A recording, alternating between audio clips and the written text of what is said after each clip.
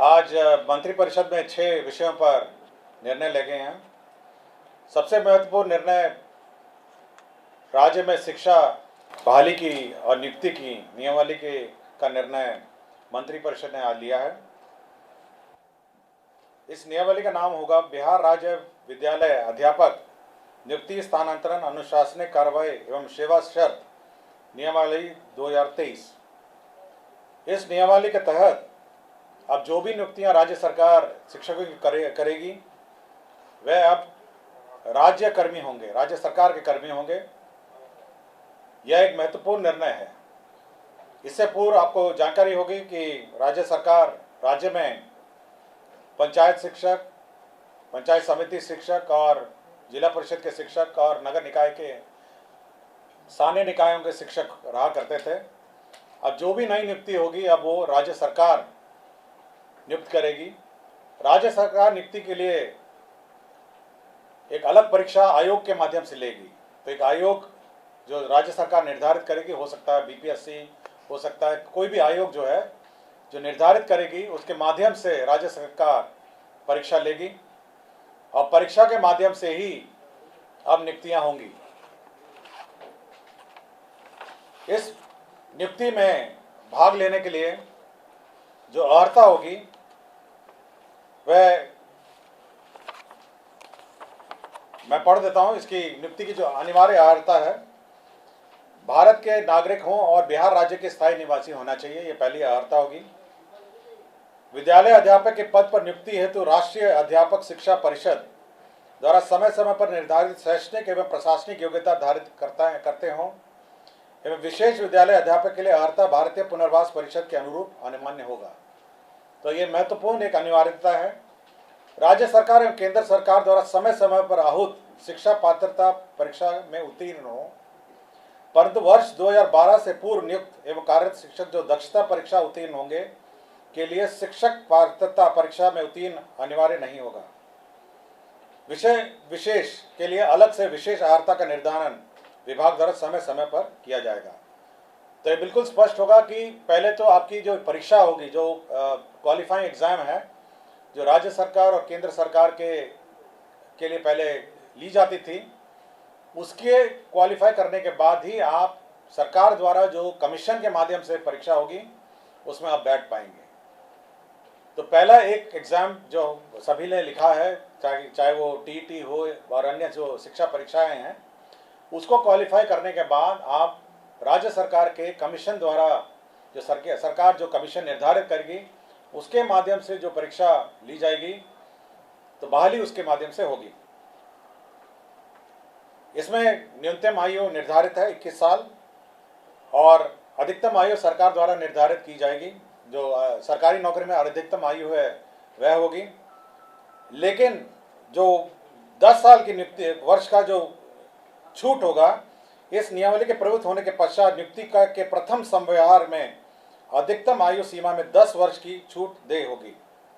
तो इसमें नियमावली में 10 वर्ष का छूट का भी प्रावधान है जो लोग पूर्व में नियुक्त होंगे।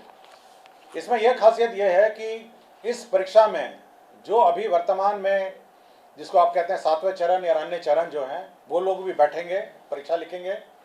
और साथ ही साथ जो अभी तक जो शिक्षक नियुक्ति जो गैर सरकारी शिक्षक हैं, जो सरकार के जो नगर निकाय और पंचायत स्तरीय और स्थानीय निकाय के शिक्षक हैं, वह भी इसमें बैठ पाएंगे। तो सभी प्रकार के शिक्षक जो हैं, जो अर्हता रखते हैं, वह बैठ पाएंगे और इस नियमावली के माध्यम से अगर अर्हता रखते होंगे तो कमीशन द्वारा जो परीक्षा ली जाएगी उसमें बैठेंगे।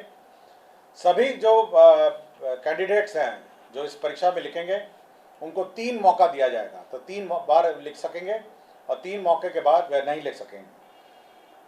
जहाँ तक रिजर्वेशन की बात है, सारा राज्य सरकार द्वारा निर्धारित आरक्षण रोस्टर का पालन किया जाएगा और लेकिन साथ ही साथ जो आरक्षण है प्राथमिक एवं मध्य विद्यालय के मूल कोटि एवं स्थानक कोटि के विद्यालय प्रधानाध्यापक के पद पर प्रत्येक विषय में न्यूनतम 50% महिला अभ्यर्थियों की नियुक्ति की जाएगी। जो वर्तमान में शिक्षा में जो आरक्षण लागू है वह यथावत रहेगा, किंतु अन्य जो महिलाओं को छोड़ के अन्य जो राज्य सरकार का जो आरक्षण का नियम है वह लागू होगा।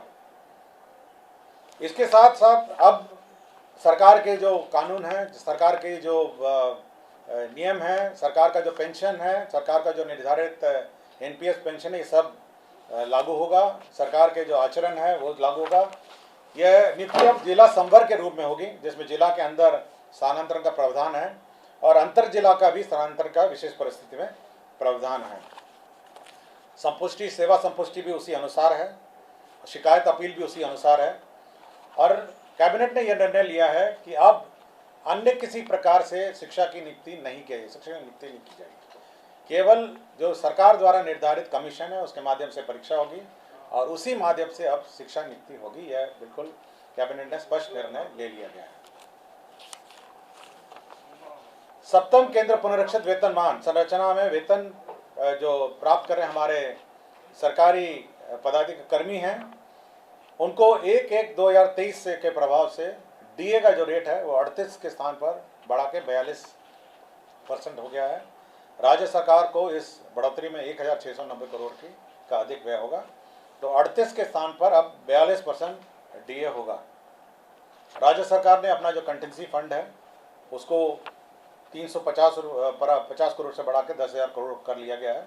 आपको जानकारी होगी, समय समय पे हम लोग कंटिजेंसी फंड से निकासी करते हैं, तो अब ये लिमिट 10,000 करोड़ का होगा, जिसमें आधा प्रतिशत जो 50% होता है वो आपदा के लिए सुरक्षित रखा जाता है। पटना जिला अंतर्गत जो वाल्मीकि का परिसर है उसमें 6.5 एकड़ जो ज़मीन है वह वर्तमान में भारतीय कृषि अनुसंधान परिषद को आवंटित है।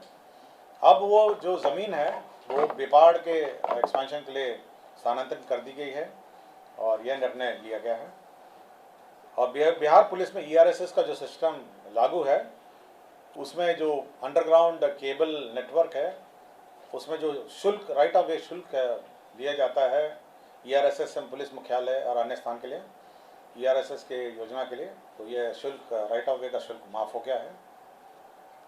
और एक पद सृजन का है जिसमें राज्य योजना मद में ग्रामीण विकास विभाग के अंतर्गत जवाहर ग्राम स्वरोजगार योजना के अंतर्गत सृजित जो 102 पद थे उसमें 53 पद अब स्थापना में प्रतिबद्ध परमानेंट पद हो जाएंगे और 39 पद है उसको सरेंडर कर दिया गया।